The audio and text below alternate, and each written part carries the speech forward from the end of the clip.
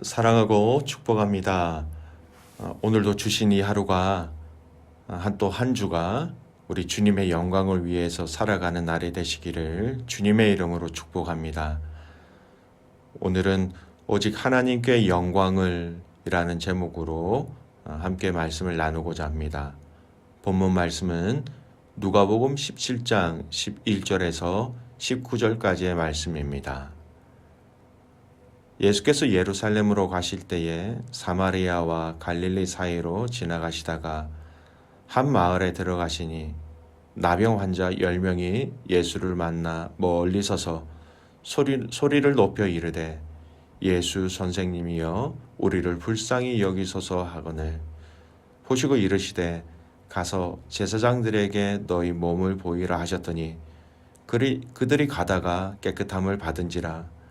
그 중에 한 사람이 자기가 나은 것을 보고 큰 소리로 하나님께 영광을 돌리며 돌아와 예수의 발 아래에 엎드려 감사하니 그는 사마리아 사람이라.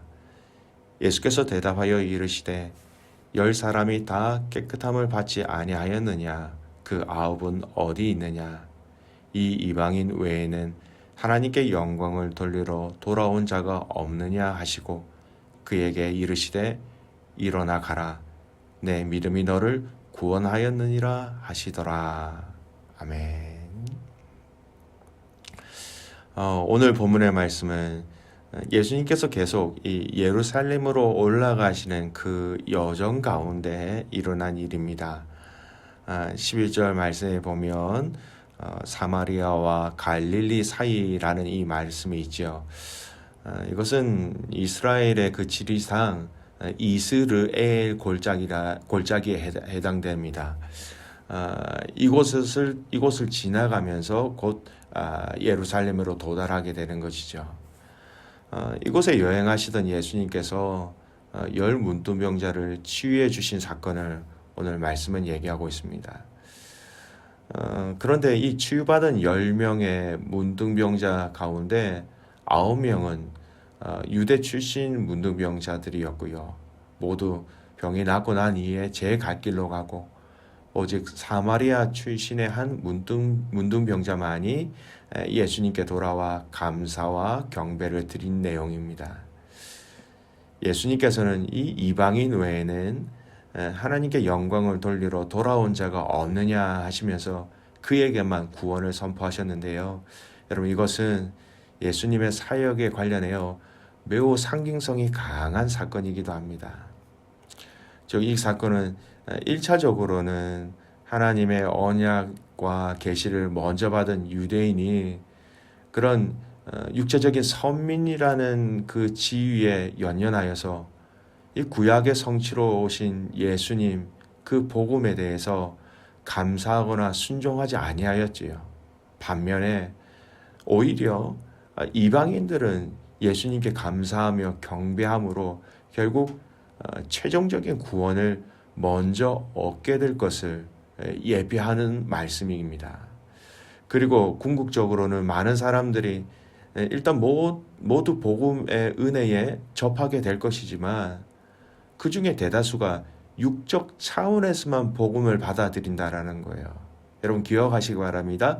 육적 차원에서만 복음을 받아들인다. 복음을 주시는 주님의 사랑과 그 최종 구원의 가치를 깨닫지 못하고 주님께 나오지 않는다라는 말씀이지요. 이러한 내용을 생각하시면서 오늘 말씀에 세 가지를 함께 나누고자 합니다. 첫 번째는요. 오늘 이 본문 가운데 우리가 찾아볼 수 있는 것은 연약하고 소외된 자들을 찾아오신 예수님이라는 것입니다. 12절 말씀 보세요. 한 마을에 들어가시니 나병 환자 10명이 예수를 만나 멀리 서서 소리를 높여 이르되 예수 선생님이여 우리를 불쌍히 여기소서 하거늘.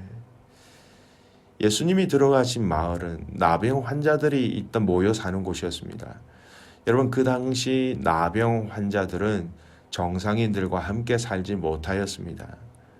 그래서 그들은 마을에서 멀리 떨어진 계곡이나 인적이 드문 곳에서 함께 모여 살았지요. 그들은 육체적인 병이 있었고 그리고 사회적인 단절로 인하여서 항상 부족하고 항상 필요한 것들이 많은 상태였습니다. 그리고 사람들에게는 부정한 사람으로 하대를 받았지요. 오늘 이곳에 예수님이 찾아가신 것입니다. 보통 이러한 나병 환자 마을을 쉽게 찾을 수 있는 곳이 없기 때문에, 또 숨겨져 있기 때문에, 외딴 곳에 있기 때문에 예수님이 의도적으로 찾아가셨다라고 해석하는 학자들이 많이 있습니다. 여전히 당신의 구원 사역을 이루시기 위해서 예수님은 예루살렘으로 올라가시는 그 여정 속에서도 연약한 자들을 찾아가셔서 그들을 고치시고 그들을 회복시키시는 그 주님의 마음을 우리는 이 말씀을 통해서 엿볼 수 있습니다. 오늘 우리에게 있어야 할 마음입니다. 주님이 이 연약한 자, 소외된 자, 마음이 아픈 자, 그들에게 관심이 많으신 것처럼 오늘 저와 여러분의 마음에 이 마음이 부어지기를 원합니다. 마태복음 25장 40절 말씀이요. 임금이 대답하여 이르시되 내가 진실로 너희에게 이르노니 너희가 여기 내 형제 중에 지극히 작은 자 하나에게 한 것이 곧 내게 한 것이니라 하시고, 작은 자, 힘없고 연약한 자이지요. 오늘 본문에서 나오는 나병 환자와 같은 사람들입니다. 복음의 그 심장을 가지고 이들에게 찾아가는 자들이 되시길 바랍니다. 여러분, 예수님은 찾아가셨지요. 여러분, 우리는 기다리는 자가 아니라 그들을 향하여 찾아가는 자다라는 것을 잊지 말고 기억하시기 바랍니다. 두 번째 우리가 생각해 볼 것은 믿음이라는 영역입니다. 예수님께 나온 이 나병 환자들을 예수님이 고쳐주시면서 가서 제사장들에게 너희 몸을 보이라 이렇게 명령하셨습니다. 문둥병자가 제사장에게 방문해서 자신의 몸을 보이는 이 행위는요, 그들의 문둥병이 치유된 후에야 하는 절차였습니다. 그래서 완전히 깨끗하게 되었다라는 것을 제사장을 통해서 검증받기 위한 것이죠. 레위기 14장 2절 말씀에 자세히 설명되어 있습니다. 이런 절차 후에 비로소 문둥병이 완쾌되었음을 공증받을 수 있었지요. 근데 오늘 말씀은 어떻게 이야기하고 있습니까? 14절 보십시오. 보시고 이르시되 가서 제사장들에게 너희 몸을 보이라 하셨더니 그들이 가다가 깨끗함을 받은지라. 오늘 이 말씀은 우리의 믿음과 하나님의 응답을 같이 생각해 보는 말씀입니다. 그들이 몸이 완쾌되고 나서 제사장에게 간 것이 아니었습니다. 가는 도중에 완쾌되었습니다. 예수님께서 제사장에게 가서 보이라고 명령하셨을 때에 그들의 눈에는 병의 호전이 전혀 나타나지 않은 상황이었습니다. 그럼에도 불구하고 그들은 어떻게 제사장에게 정결하다는 선언을 받으려고 갈 수 있었던 것일까요? 결국은 문둥병자들이 예수님께 나오면서 우리를 긍휼히 여기소서라고 고백한 그 믿음의 고백 때문이었습니다. 그들은 이미 예수님의 말씀을 믿었기 때문에 눈에 아무 증거도 보이지 않았지만 제사장들에게 몸을 보이기 위하여 뛰어가고 그곳으로 갔다라는 것이죠.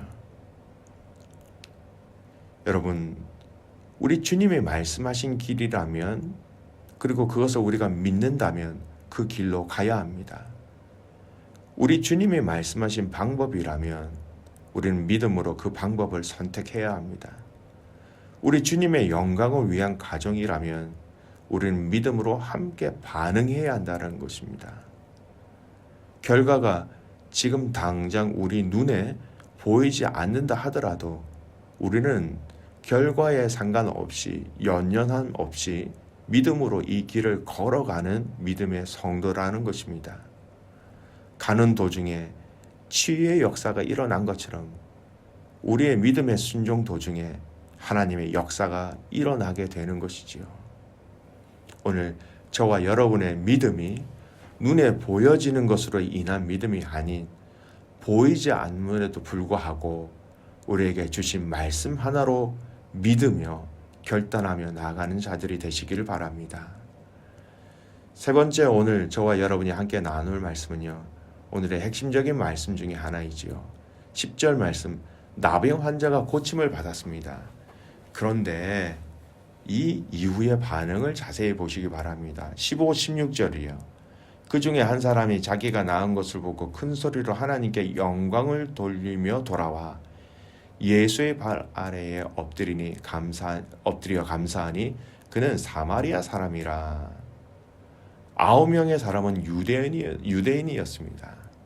이방 사람이었던 한 사람, 사마리아 사람이 예수님께 돌아와 큰 소리로 하나님께 영광을 올려드렸던 것이죠. 유대인들이 더 하나님께 영광을 돌릴 수 있는데 이방 사람, 사마리아 한 사람이 하나님께 영광을 올려드린 것입니다. 그러자 예수님은 이 이방 사람, 사마리아 사람에게 너의 믿음이 너를 구원하였다라고 말씀하시면서 여러분, 몸의 치유뿐만 아니라 구원을 선포하셨어요. 여러분, 이 말씀은 우리의 인생의 모든 일의 마지막에는 우리는 무엇을 말아야 하며 무엇을 위해 나아가야 하는지를 알려주는 말씀이에요. 9명은 병이 나은 것으로 끝났습니다. 하지만 이 사마리아 사람, 예수님께 다시 와서 하나님께 영광을 올려드린 자입니다. 그에게는 구원으로 이 일이 끝난 것이죠. 무슨 일입니까? 여러분, 하나님이 하셨습니다. 하나님이 고치셨습니다. 삶의 기도의 응답이 내가 아니라 하나님 되십니다. 하나님을 인정하고 그랬기 때문에 구원이라는 은총을 받게 되었다라는 것입니다. 가끔씩 이런 이야기를 하시는 분들도 있지요. 저도 과거에 누구누구에게 기도를 받아서 병이 나았습니다. 그런데 정작 그는 지금 신앙생활을 하지 않는 분들이 계세요. 9명의 나병 환자와 유사하다 할 수 있지요. 여러분, 우리의 모든 삶의 결론은 하나님께 영광을 올려드리는 것입니다. 우리의 모든 삶의 고백은 하나님께 영광을 올려드리는 것입니다. 그것이 바른 믿음이며 바른 신앙생활이며 구원받은 사람이 마땅히 해야 될 그 일과 마땅히 해야 될 고백이라는 것입니다. 저와 여러분의 삶이 정말 오늘 이 하루가 하나님께 영광을 올려드리는 삶이 되기를 원합니다. 여러분의 입술로, 여러분의 기도로, 여러분의 찬양으로, 여러분의 헌신으로, 여러분의 배려로, 여러분의 봉사로, 여러분의 인내로 우리는 그 마지막에 하나님께 영광을 올려드리는 것입니다. 고린도전서 6장 20절 말씀입니다. 값으로 산 것이 되었으니 그런즉 너희 몸을 하나님께 영광을 돌려라 라고 말씀하십니다. 우리 자체가 이제는 하나님의 영광을 올려드리기 위한 존재가 되었다라는 것입니다. 베드로전서 4장 16절 말씀이에요. 만일 그리스도인으로 고난을 받으며 부끄러워하지 말고 도리어 그 이름으로 하나님께 영광을 돌리라. 이 땅에 믿음 생활을 하면서 경험하게 되는 고난과 아픔과 어려움이 있으시다고요. 그러면 그 고난 중에, 아픔 중에 하나님께 영광을 돌리면 되는 것입니다. 시편 29편 2절 말씀입니다.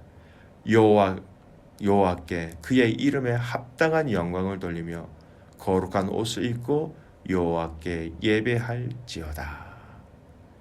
그 이름에 합당한 영광을 올려드립시다. 오늘 이 아침에 우리의 이 찬양과 또 우리의 기도와 또 우리가 하나님 앞에 올려드리는 수만 가지의 마음의 소원들을 하나님 앞에 올려드리며 예배하는 것, 여러분, 그 이름에 합당한 영광을 올려드리는 방법이 되는 것이지요. 천하 만물을 창조하신 창조주 하나님, 우리를 지키시고 인도하시는 그 하나님께 이름에 합당한 영광을 예배를 통하여 하나님을 사랑함을 통하여 하나님을 섬김을 통하여 올려드리는 저와 여러분 되시기를 주님의 이름으로 축복합니다. 아멘. 기도하겠습니다. 하나님 아버지 감사합니다. 또 우리에게 주신 이 새날, 이 월요일을 통하여서 하루 또 한 주가 시작되어집니다. 우리가 주님 앞에 드린 예배를 통하여 하나님께 영광을 올려드리는 것처럼 오늘 이 하루 우리의 눈과 우리의 생각과 우리의 입술의 고백이 하나님께 영광을 올려드리는 것이 되게 하여 주시옵소서. 하나님 아버지, 마음과 뜻과 정성을 다하여 하나님 사모하는 것으로 우리의 마음을 채워주시고 그 마음으로 마음껏 하나님께 영광 올려드리는 것뿐만 아니라 그 영광 받으신 하나님으로 인하여 우리에게 기쁨과 즐거움이 충만케 하여 주시옵소서. 귀한 믿음의 가족들의 한 주간의 삶을 지켜주시고 하나님 죄 짓는 자리에 서지 않게 하시고 하나님 겸손한 자리에 서게 하심으로 하나님께 영광 올려드리며 승리하는 자들 되게 하옵소서. 그렇게 행하신 하나님을 신뢰하며 살아서 역사하시는 예수 그리스도의 이름으로 감사하며 기도드리옵나이다. 아멘.